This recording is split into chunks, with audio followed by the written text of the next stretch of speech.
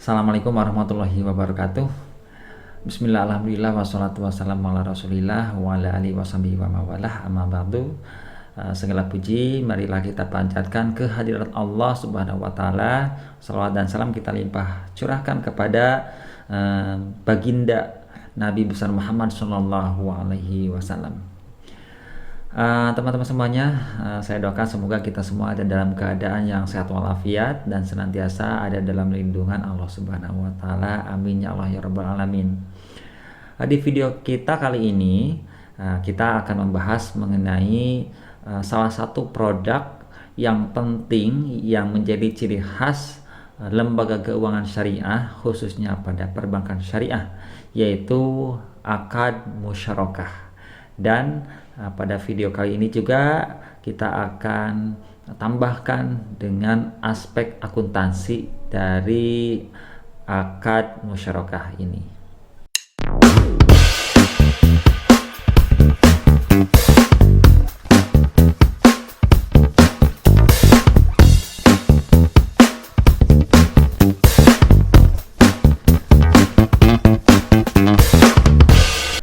Seperti yang telah tadi saya sampaikan, bahwa akad musyarakah ini adalah akad yang menjadi ciri khas di dalam perbankan syariah, ya, karena aspek bagi hasil adalah satu-satunya ciri yang menjadi pembeda utama dengan lembaga keuangan lainnya. Kalau yang kita bahas difokuskan ke perbankan, maka ini adalah ciri dari perbankan syariah, sehingga akan menjadi pembeda dengan perbankan konvensional.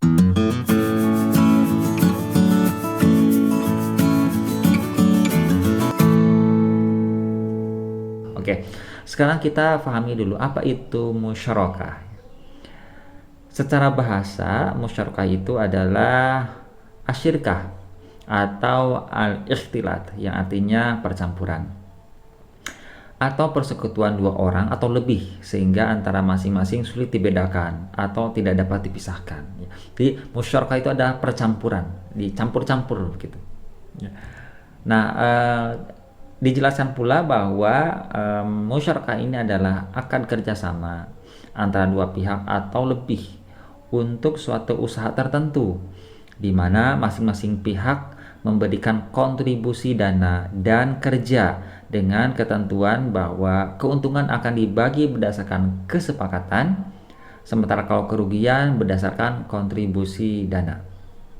Oke, dari sini kita akan lebih jelas lagi, ya, pemahaman kita akan lebih jelas lagi bahwa akad musyarakah ini adalah akad kerjasama antara dua pihak.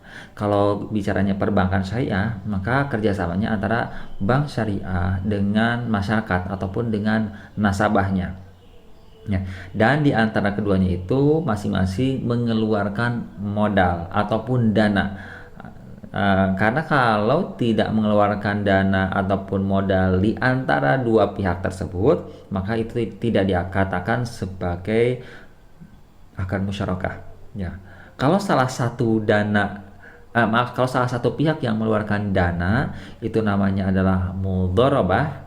Tapi kalau kedua-duanya adalah musyarakah, karena akad ini adalah akad percampuran, sehingga akan mencampurkan dana yang diserahkan oleh masing-masing pihak, begitu.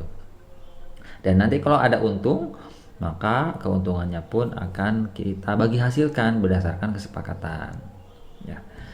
Nah, karakteristik dari akad musyarakah ini adalah keuntungan atau pendapatan musyarakah dibagi di antara mitra musyarakah berdasarkan kesepakatan, sedangkan kerugian musyarakah dibagi di antara mitra musyarakah secara proporsional berdasarkan modal yang disetorkan.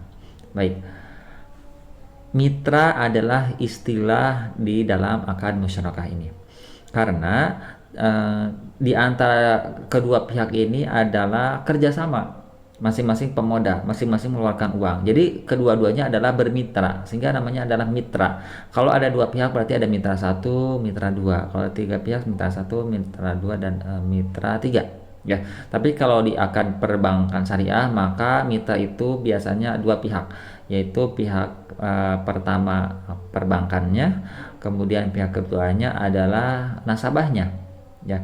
Dan syaratnya dalam bahwa nasabahnya juga harus yang memiliki dana, karena supaya akad musyarakah ini bisa diterapkan gitu. Sehingga nanti kalau keuntungan pun, maka pembagian proporsi nisbah bagi hasilnya akan jelas, akan berbanding, akan berkeadilan gitu ya.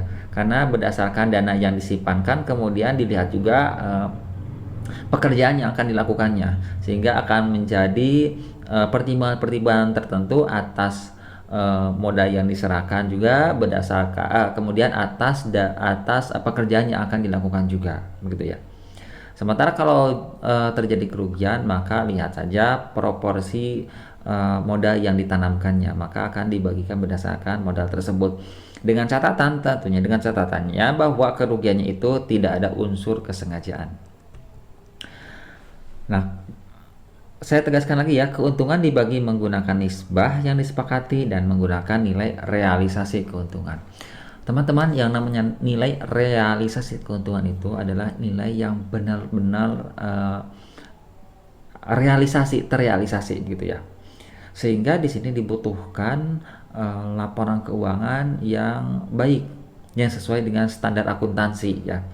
Oleh karena itu, untuk menjalankan akad musyarakah ini, tentunya kita tidak bisa terlepas dari akuntansi syariahnya ya. Kalau akuntansinya tidak berdasarkan standar akuntansi yang baik, maka bisa jadi laporan keuangan yang disusunnya itu tidak mendekati kewajaran, maka akan merugikan salah satu pihak. Oleh karena itu, teman-teman harus difahami bagaimana cara membuat laporan keuangan yang baik menurut syariat Islam, yang tentunya berdasarkan standar akuntansi yang berlaku khususnya di Indonesia. Nah, ini adalah skema dari musyarakah ya. Di gambar ini kita lihat ada dua mitra yang akan bekerjasama ya. Mitra 1 dan mitra 2 ya. Kita sebut aja bahwa ini misalkan yang mitra satunya adalah bank syariah, mitra keduanya adalah nasabah ya. Kemudian dia bersepakatlah untuk mengadakan akad, namanya akad musyarakah ya. Ingat, kalau akad musyarakah itu berarti mitra 1 dan mitra 2 dua-duanya mempunyai modal ya. Khususnya modalnya berupa dana atau uang gitu ya, ataupun aset juga seperti itu ya. Oke. Nah, dalam rangka apa? Nah, dalam rangkanya adalah proyek usaha, atau ada usaha atau ada bisnis, ada pekerjaan yang akan dilakukan tapi dananya kurang. Misalkan seperti ini. Mitra 2 itu nasabah yang mempunyai proyek dan membutuhkan dana yang besar. Sementara keuangan yang dimiliki oleh mitra itu sangat terbatas. Oleh karena itu, nasabah datang kepada bank syariah untuk mengajukan pembiayaan untuk membantu menambahkan dana yang dimiliki oleh nasabah. Begitu ya. Nah, kemudian singkat ceritanya, maka disepakatilah bahwa bank syariah itu akan mengeluarkan dana sesuai dengan yang dibutuhkan oleh mitra dalam rangka menyelesaikan suatu pekerjaan. Nah, sebetulnya pada proses kesepakatan di antara kedua belah pihak ini banyak sekali ceritanya gitu ya. Dalam artian banyak sekali proses menuju dealnya transaksi ini, karena banyak sekali aspek yang perlu dinilai oleh perbankan. Misalkan kita lihat track record dari nasabah, apakah dia itu memang orang yang jujur dan memang dia adalah sebagai seorang pengusaha atau pebisnis yang layak untuk didanai dengan dana yang besar, misalkan seperti itu. Ataupun mitra ini juga memang cocok di dalam usahanya tersebut, begitu. Kemudian juga bisa dilihat juga apakah mitra ini adalah adalah nasabah yang bisa menjalankan atau memahami prinsip syariat Islam juga atau tidak, begitu. Nah, Nah, itu harus menjadi pertimbangan. Dan yang lebih penting adalah seperti apa prospek pekerjaan yang akan dilakukan oleh nasabah, sehingga bank akan menyepakati untuk pemberian dana musyarakah ini kepada nasabah jikalau nasabah berpotensi mampu untuk menjalankan bisnisnya dengan baik dan menghasilkan keuntungan, seperti itu. Kalau nasabah ragu dan sepertinya yang tidak yakin mau menjalankan usaha dengan baik ataupun berisiko tinggi sehingga dampaknya berisiko pula bagi perbankan syariah, maka di situ tidak akan terjadi kesepakatan akad musyarakah ini, ya. Karena akad musyarakah ini harus menghasilkan keuntungan, ya. Karena uang yang terbatas yang ada di bank syariah itu akan disalurkan kepada nasabah untuk memperoleh keuntungan. Jadi akan terjadi profit sharing. Profit sharing di sini berarti berbagi keuntungan. Artinya kalau perusahaan kalau perusahaan nasabah itu tidak mampu memperoleh keuntungan dari bisnis yang direncanakannya itu, maka akan berpotensi kerugian dan itu pun akan merugikan bank syariah. Jadi lebih baik bank syariah itu akan menyalurkan kepada mitra yang lainnya, ya. Kemudian kalau mempunyai keuntungan, ya, maka berapa besar keuntungan yang akan diproyeksikan, ya. Kalau keuntungannya kecil, artinya kecil itu dalam artian tidak berbanding dengan dana yang disalurkan oleh bank syariah kepada nasabah, maka ada kemungkinan pula di situ tidak akan didanai juga, ya. Sehingga lebih baik bank syariah mendanai kepada nasabah yang lainnya yang lebih berpotensi menghasilkan keuntungan yang besar. Oke. Jadi itu prosesnya seperti itu, ya. Nah, ceritanya nih kalau sudah sepakat, maka keduanya bisa menjalankan akad musyarakah, gitu, ya. Nah, kalau terjadi akad musyarakah, barulah digelontorkan uang kepada mitra ataupun kepada nasabah. Kemudian nasabah menjalankan usaha pada periode berdasarkan kesepakatan, begitu. Kemudian kalau ada untung, kita lihat nomor 3 ini, kalau ada untung maka keuntungannya akan dibagikan berdasarkan nisbah. Nah, kalau berbicara nisbah, maka kita harus menyepakati pembagian keuntungan pada saat akad. Jadi di akad itu tidak sebatas menyepakati dana yang akan disalurkan, ya, tapi juga akan menyepakati termasuk bagi hasil atas keuntungan dan bagi rugi atas kerugian. Oleh karena itu, pada saat proyek usaha ini berhasil memperoleh keuntungan, maka keuntungannya akan dibagi berdasarkan nisbah ataupun kesepakatan di awal pada saat akad, gitu, ya. Dan jika pun terjadi kerugian, maka kerugian tersebut ditanggung berdasarkan proporsi, begitu, ya. Ini dengan catatan kalau kerugiannya ini berdasarkan kerugian yang benar-benar asli, tidak ada unsur kesengajaan, gitu, ya. Nah, kalau untung silakan masukkan ke mitra 1 perbankan syariah, kemudian ke mitra 2 sebagai nasabah. Keuntungannya itu kan begitu, deal aja, udah beres. Kalau sudah beres gimana? Ya sudah, dana yang tadi diserahkan oleh bank syariah kepada nasabah, nah sekarang oleh nasabah dibalikin lagi, gitu, dikembalikan lagi kepada bank syariahnya karena akad musyarakah sudah beres, begitu. Baik, apa sih dasar dari akad ini, ya? Nah, dasar dari akad ini tentunya kalau Islam selalu merujuk yang pertama kepada Al-Qur'an, ya.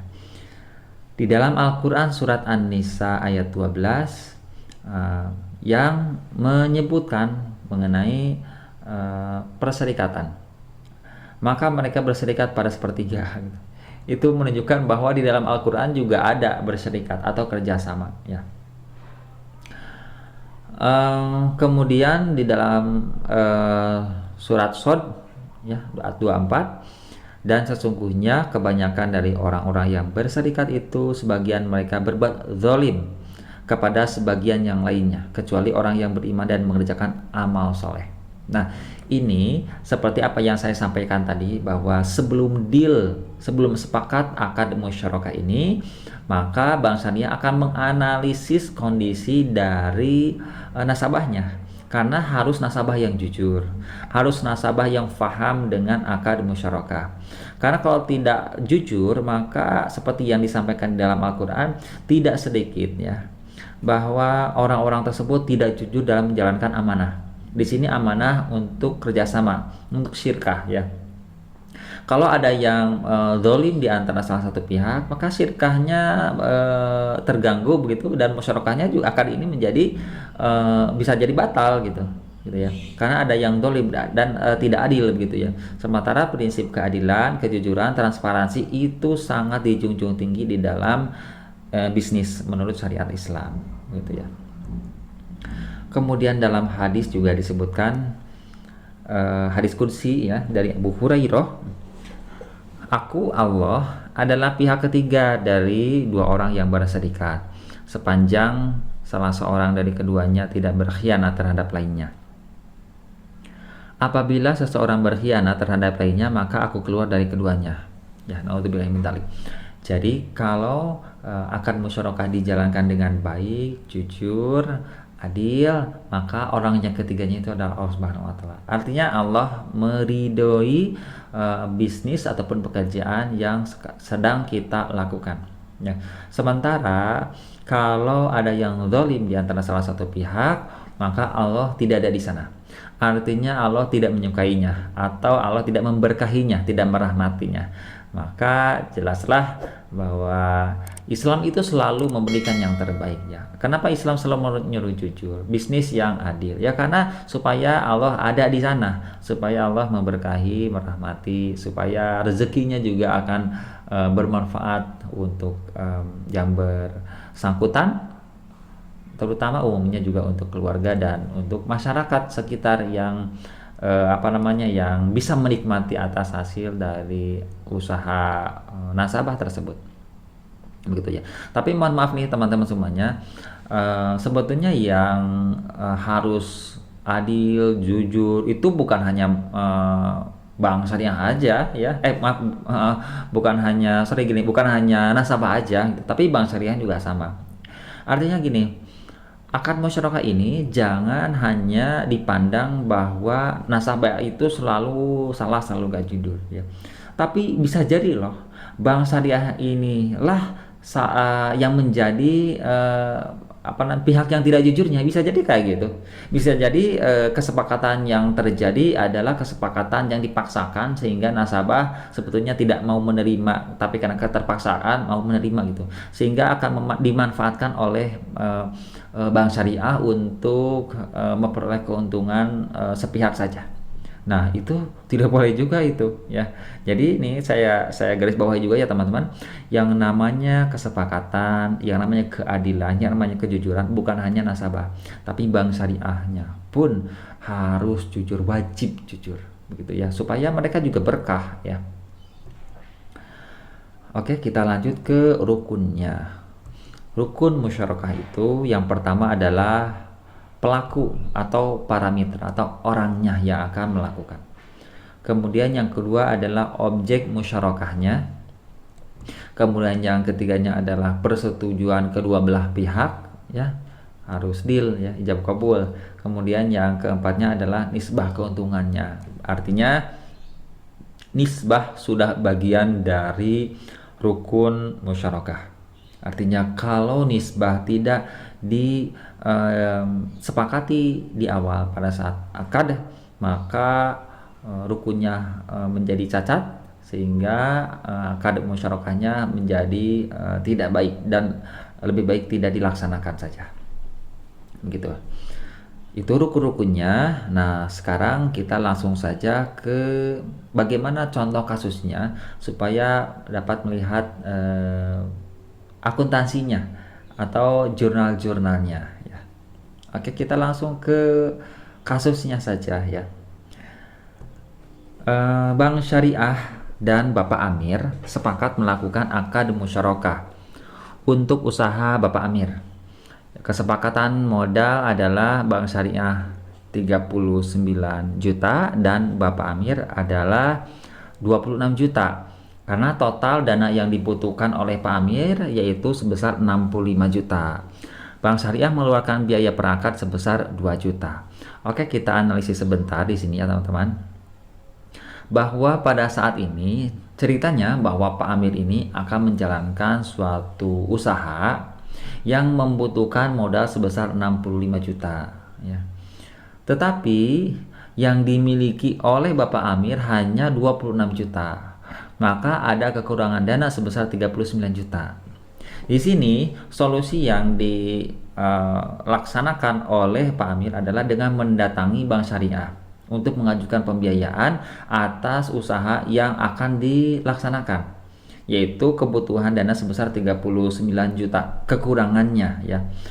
Dan kalau sepakat, artinya Bank Syariah itu sudah menganalisis Pak Amir secara personal, baik itu dari track record usaha, kemudian potensi usaha, potensi keuntungannya juga, dan lain-lainnya, maka sepakatlah untuk menjalankan akad musyarakah ini. Kemudian setelah sepakat, setelah Bank Syariah mengeluarkan uang 39 juta kepada Pak Amir dan Pak Amir mengelola uangnya, maka ceritanya usaha itu sudah beres dan menghasilkan laporan keuangan sebagai berikut nih. Dari dana yang dibutuhkan tadi yaitu sebesar 65 juta ya, itu digunakan dan akan menjadi harga pokok suatu proyek tersebut atau usaha tersebut ya. Kemudian dari yang 65 juta ini dijual memperoleh keuntungan sebesar 100 juta. Oke. Sehingga 100 juta dikurangi 65 juta maka ada laba kotor sebesar 35 juta rupiah ya. Kemudian dari laba kotor tersebut maka banyak biaya yang harus dikeluarkan selama periode akad tersebut ya. Biaya-biaya yang dikeluarkan itu adalah 25 juta. Nah, biaya ini termasuk biaya gaji, biaya transportasi gitu ya, biaya administrasi di luar dari harga pokok atau di luar dari pembelian barang, di luar dari pengolahan barang seperti itu ya. Tapi biaya-biaya di luar produksi namanya biaya non produksi gitu ya. Biaya-biayanya 25 juta sehingga labanya adalah sebesar 10 juta. Ya, 35 juta dikurangi 25 juta adalah 10 juta begitu. Ini laba rugi sudah ada, maka bagaimana hitung-hitungannya gitu ya. Nah, dari kesepakatan ya bahwa ternyata kesepakatan antara Pak Amir dan Bank Syariah itu adalah nisbah 60-40 atau 60% 40% atau 6 bagian dan 4 bagian ya, seperti itulah cara membacanya ya. Bank Syariah 6 bagian atau 60%, Pak Amir 4 bagian atau 40% ya. Kalau pembagian keuntungannya didasarkan pada profit sharing ya. Nih, profit sharing. Kalau bicara profit atau laba, maka ngambilnya dari yang 10 juta nih, teman-teman ya. Ya, dari 10 juta ini. Berarti keuntungan yang akan diperoleh Bank Syariah itu adalah ayam nemenin kuliah ataupun nemenin kerjaan saya di sini. Bank Syariah 60% dikali dengan 10 juta sama dengan 6 juta. Kemudian Pak Amir 40% kali 10 juta sama dengan 4 juta. Ini artinya Bank Syariah ini dari uang yang dikeluarkan oleh Bank Syariah kepada nasabah yaitu sebesar 39 juta memperoleh keuntungan sebesar 6 juta ya.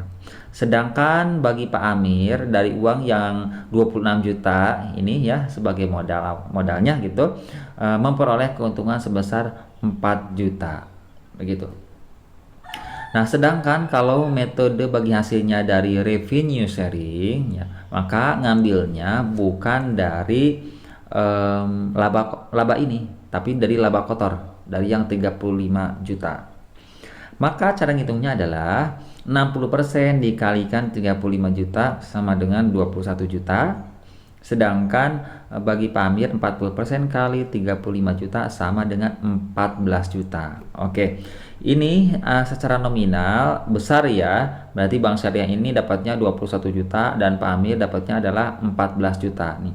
Tapi teman-teman semuanya, Pak Amir kalau di sini memperoleh keuntungannya adalah 14 juta, maka 14 juta ini kan masih kotor. Bagi hasil yang masih kotor karena belum memperhitungkan biaya-biaya yang 25 juta. Artinya, kalau 14 juta dikurangi 25 juta sama dengan berapa? 9 lagi. 11 juta ya. 11 juta, maka ada kerugian 11 juta buat Pak Amir. Begitu ya. Nah, di situ maka ada terjadi kesalahan pembagian bagi hasil. Nah, oleh karena itu nih teman-teman ya, kalau dari profit sharing ini pembagiannya adalah 60-40, maka pada revenue sharing harus disepakatinya jangan 60-40, harus dirubah ya. Karena Pak Amir ini biaya-biayanya masih banyak yang harus dikeluarkan oleh Pak Amir. Oleh karena itu harus dirubah, misalkan dibalik saja bahwa Bank Syariahnya 40%, Pak Amirnya 60%, atau Bank Syariahnya 30%, kemudian Pak Amirnya adalah 70%. Jadi seperti itu cara pembagiannya, jangan disamakan karena patokan untuk pembagian bagi hasilnya itu berbeda. Kalau dari profit sharing udah bersih, tapi kalau dari revenue sharing masih kotor bagi Pak Amirnya ya. Sementara bagi Bank Syariah sudah bersih. Nah, berarti kan di situ tidak ada keadilan. Makanya proporsi bagi hasil itu harus dilakukan dari awal pada saat akad, apakah ngambilnya mau dari revenue sharing atau mau dari profit sharing, begitu. Baik, sekarang kita ke akuntansinya ya. Oke. Pengakuan investasi musyarakah. Oke.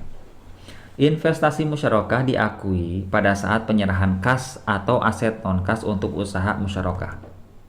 Oke, teman-teman, seperti ini ya. Bank Syariah pada saat menghitung kebutuhan nasabah, di situ dia akan menganalisis ya, apakah benar segini atau enggak ya. Lalu ketika udah benar, maka diserahkanlah kepada nasabah ya. Maka pada saat penyerahan kepada nasabah itulah diakui adanya investasi musyarakah. Oke. Tapi ternyata teman-teman, yang namanya bisnis di perbankan syariah itu tidak hanya uang yang diserahkan itu aja, tapi juga Bank Syariah harus memikirkan biaya-biaya yang dikeluarkan sebelum akadnya terjadi ya. Namanya adalah biaya per akad ya, termasuk biaya administrasi untuk mengurusi kebutuhan akad tersebut ya. Kan butuh materai, butuh kertas, butuh tinta, butuh print, butuh biaya untuk analisis dan lain-lainnya begitu ya, seperti itu. Dan itu dikeluarkan oleh Bank Syariah. Dan dari kasus yang tadi dikeluarkannya itu adalah 2 juta ya. Oke, kita lihat di kasusnya lagi. Nah, ini ada Bank Syariah mengeluarkan biaya perakad sebesar 2 juta. Nah, artinya yang 2 juta ini dikeluarkan sebelum akad terjadi. Oke. Cara mencatatnya seperti ini. Mencatat ketika mitra aktif mengeluarkan biaya perakad yang 2 juta, maka jurnalnya adalah uang muka akad pada kas. Oke. Jadi Bank Syariah itu mengeluarkan uang untuk beli administrasi, untuk beli kebutuhan transportasi, analisis awal dan lain-lainnya, dan itu dikeluarkan ya. Ya, pada saat dikeluarkan tersebut yang belum tentu akan deal atau tidaknya akad musyarakah, maka pada saat itu harus dijurnal. Ya, harus dijurnal. Maka jurnalnya adalah uang muka akad pada kas, karena kas dikeluarkan. Di debitnya adalah uang muka akad. Ya, karena uang muka itu adalah aset mirip dengan piutang, begitu ya. Jadi namanya aset gitu. Jadi uang muka akadnya di debit, kasnya di kredit. Kas dikeluarkan ya, di kredit gitu. Nah, kemudian apabila ya Mitra lain sepakat bahwa biaya ini dianggap sebagai biaya bagian investasi musyarakah jika uang yang 2 juta yang tadi dikeluarkan biaya perakad tersebut ternyata sepakat dengan nasabah, bahwa kata nasabah itu ya sudah, itu dimasukkan saja ke bagian dari investasi. Ya, artinya uang yang 39 juta yang harus diterima oleh nasabah itu pasti akan dikurangi oleh biaya yang 2 juta ini gitu, karena sudah dimasukkan ke investasi ya. Nah, tapi oleh Bank Syariah di jurnalnya adalah investasi musyarakah di debit, di kreditnya adalah uang muka akad. Jadi uang muka akad yang tadi ini udah dicatat di debit, sekarang pindahkan ke kredit ya, diganti dengan investasi musyarakah. Artinya ketika 2 juta yang dikeluarkan itu dianggap oleh Bank Syariah itu adalah itu bagian dari investasinya. Gitu ya. Itu kalau nasabahnya baik. Artinya bukan baik sih, kalau nasabahnya mau menerimanya begitu ya. Tapi kalau nasabahnya itu tidak menerima, artinya nggak mau lah, saya pengen 39 juta itu adalah bersih saya terima begitu ya. Nah, maka berarti uang yang 2 juta itu menjadi beban bagi Bank Syariah. Ya, maka jumlahnya berarti harus yang ini, beban musyarakah pada uang muka akad 2 juta. Jadi yang ini tidak digunakan. Oke, jadi ini adalah pilihan ya. Kalau nasabahnya baik, maka bukan baik sih, kalau nasabahnya mau menerima maka pakailah yang investasi ini. Tapi kalau nasabahnya nggak mau menerima, artinya pengen bersih saja ya, karena dibutuhkannya juga uangnya 39 juta begitu ya, maka yang dijualnya adalah yang di bawah ini, yang beban musyarakah pada uang muka akad yang itu ya. Oke. Nah, sekarang apabila investasi dalam bentuk kas akan dinilai sebesar jumlah yang diserahkan, kemudian dicatat begitu ya. Misal uang yang 2 juta tadi dianggap sebagai bagian dari investasi, maka pada saat ini investasi yang diserahkan ataupun uang yang diserahkan oleh Bank Syariah kepada nasabah itu hanya 37 juta. Ya. Jadi jurnal yang dibuatnya adalah investasi musyarakah pada kas sebesar 37 juta gitu ya. Begitu. Sehingga yang diterima oleh nasabah adalah hanya 37 juta. Kemudian apabila dari investasi musyarakah itu diperoleh keuntungan, nah, teman-teman tadi simulasi yang pertama itu adalah untung 10 juta ya. Kemudian dari profit sharing yang 10 juta tersebut, maka 60%-nya adalah milik Bank Syariah ya. Sehingga Bank Syariah mempunyai pendapatan pada saat ini ya. Pendapatan dari investasinya. Namanya adalah pendapatan investasi musyarakah. Nah, pada saat nasabah tahu bahwa pada saat Bank Syariah tahu bahwa nasabah itu mempunyai laba 10 juta dan melaporkannya ke Bank Syariah, maka Bank Syariah akan mengklaim sebagai pendapatan. Maka jurnalnya adalah di debitnya adalah kas ataupun piutang, di kreditnya adalah pendapatan investasi musyarakah sebesar 6 juta karena 60% kali 10 juta. Oke, teman-teman, di sini ada 2 akun yang bisa disimpan, bisa akun kas, bisa akun piutang. Akun kas jika nasabahnya pada saat ini langsung membayarkan keuntungannya. Akun piutang jika nasabah ini hanya memberitahukan atau menginformasikan kepada nasabah ada keuntungan ya, sehingga Bank Syariah akan mencatat sebagai piutang. Nah, di situ berarti ada tagihan kita ke nasabah. Nah, seperti itulah. Kemudian jika investasinya itu adalah rugi dan ruginya adalah 5 juta, ini contoh ya. Kemudian juga setelah hitung-hitungan nisbah modal itu ternyata 60-40. Oke, ceritanya seperti itulah, 60-40. Maka jurnalnya adalah kerugiannya 3 juta, penyisihan kerugiannya adalah 3 juta. Nah, kenapa di sini kerugian 3 juta? Karena 60% kali 5 juta. Ya, jadi di debitnya kerugian, di kreditnya penyisihan kerugian. Jadi disisihkan dahulu kerugian pada penyisihan kerugian 3 juta rupiah. Kemudian pencatatan di akhir akad. Nih, ini ceritanya akad kan udah beres nih, udah ada keuntungan ataupun rugi gitu ya. Mudah-mudahan untung ya. Kita tuh harus optimisme karena dalam akad musyarakah ini adalah akad yang profit sharing ya. Sehingga kalau loss sharing itu rugi kedua-duanya, kedua belah pihak ya. Oke. Nah, pencatatan yang dilakukan ketika sudah selesai akad musyarakahnya gitu ya. Maka jika perusahaannya si nasabah ini untung ya, maka jurnalnya adalah eh, jurnal yang dilakukan oleh Bank Syariah itu adalah kas pada investasi musyarakah sebesar 39 juta.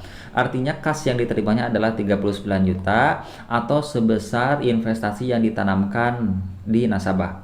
Ya. Karena tadi di awal 39 juta ya. Ada 2 juta dan 37 juta begitu ya. Kemudian di kreditnya investasi musyarakah ya, karena investasinya sekarang menjadi berkurang menjadi 0 ya, karena tadi di awal investasi musyarakah ini di jurnalnya adalah di debit ya, sekarang sudah beres akadnya maka simpan di kredit. Tapi jika rugi, nah kalau rugi dan tadi itu ada ruginya, hak ruginya adalah 3 juta, maka kas yang diterimanya itu bukan 39 juta, tapi kas yang diterimanya hanya 36 juta, berkurang 3 juta ya. Karena yang 3 jutanya ini adalah kerugian. Jadi penyisihan kerugiannya 3 juta. Oke. Ini penyisihan kerugian ini akan menutup jurnal yang tadi pada saat menerima kerugian. Nah, sekarang ditutup di sini penyisihan kerugian simpan di debit. Oke. Di kreditnya adalah investasi musyarakah 39 juta tetap. Kalau mau untung mau rugi juga investasi musyarakah tetap 39 juta ya. Begitu. Kemudian nih di catatan atas laporan keuangan nih teman-teman, karena laporan keuangan itu bukan hanya laba rugi, bukan hanya posisi keuangan atau neraca, arus kas, kemudian laporan perubahan ekuitas, kemudian juga sumber daya penggunaan dana zakat, kemudian laporan sumber daya penggunaan dan kebajikan, tapi ada juga yang namanya CAL, catatan atas laporan keuangan, yang menjelaskan seluruh komponen-komponen penting pada laporan keuangan. Nah, sehingga akan ada penyajian khusus di CLK. Nah, mitra pasif menyajikan hal-hal sebagai berikut yang terkait dengan usaha musyarakah dalam laporan keuangan ya. Kas atau aset non kas yang disisihkan oleh mitra aktif disajikan sebagai investasi musyarakah ya. Jadi kas yang dikeluarkan itu oleh nasabah oleh Bank Syariah itu disajikan sebagai investasi ya. Jadi ada akun investasi musyarakah. Kemudian keuntungan tangguhan dari selisih penilaian aset non-kas yang diserahkan pada nilai wajar disajikan pada pos lawan atau counter account dari investasi musyarakah. Artinya jika ada keuntungannya pun keuntungan tangguhan misalkan ya, maka akan dicatat sebagai kontrak dari investasi musyarakah. Nih teman-teman, investasi musyarakah itu tadi jurnalnya adalah di debit. Jadi pada saat uang diserahkan kepada nasabah, maka investasi musyarakah simpan di debit ya. Dan kalau ada keuntungan dari investasi tersebut, maka keuntungan tersebut simpan di sebelah kredit atau lawannya dari investasi musyarakah. Maksudnya seperti itu, teman-teman. Ya. Nah, ini terakhir, ini akuntansinya untuk pengelola dana, sebagian dari akuntansi untuk nasabahnya ya. Jika nasabah yang ada hubungan dengan Bank Syariah tersebut, dia membuat pembukuan yang baik ya, maka pada saat menerima uang kas dari investasi musyarakah tersebut, maka nasabah menjumlahnya adalah kas pada dana syirkah temporer nih teman-teman ya. Kas di debit karena bertambah, dana syirkah temporer di kredit ya. Jadi bukan kas pada utang, bukan kas pada modal, tapi kas pada dana syirkah temporer. Jadi dana syirkah temporer ini adalah akun ataupun rekening yang ada di antara hutang dan ekuitas begitu. Dana syirkah temporer harus dipisahkan dalam bentuk subledger antara dana yang berasal dari mitra aktif ataupun mitra pasif. Nilai wajar untuk penerimaan dalam bentuk aset non kas, jumlahnya adalah aset non kas pada dana syirkah temporer. Ini jika nasabah itu menyerahkan dananya atau pembiayaannya tidak dalam bentuk kas, tapi dalam bentuk non kas ataupun dari aset non kas ya. Aset non kas itu peralatan ataupun mesin-mesin dan lain-lainnya. Itu juga diperbolehkan untuk transaksi akad musyarakah. Begitu teman-teman. Eh, Mudah-mudahan apa yang telah saya sampaikan bisa bermanfaat untuk kehidupan kita sehari-hari, khususnya buat teman-teman yang berminat untuk menjadi akuntan di perbankan syariah ataupun menjadi analis di bank syariah ataupun yang menjadi bagian keuangan ataupun back office di bank syariah. Mudah-mudahan penjelasan yang telah saya sampaikan barusan bermanfaat. Terima kasih. Saya akhiri dengan pembacaan hamdalah. Alhamdulillahirabbil alamin. Wassalamualaikum warahmatullahi wabarakatuh.